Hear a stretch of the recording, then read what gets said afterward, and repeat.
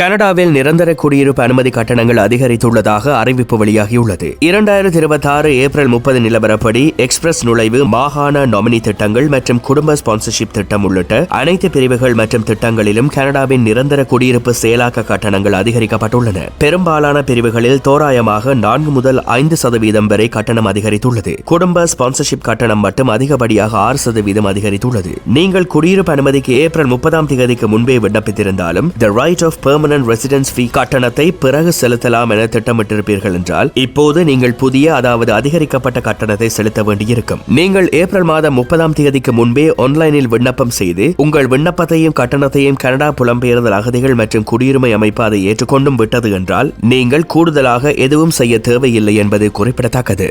இந்த செய்தி உள்ளிட்ட மேலதிக விரிவான செய்திகளுக்கு www.behindmenews.org என்ற எமது இணைய பக்கத்தினை பார்வையிடவும்.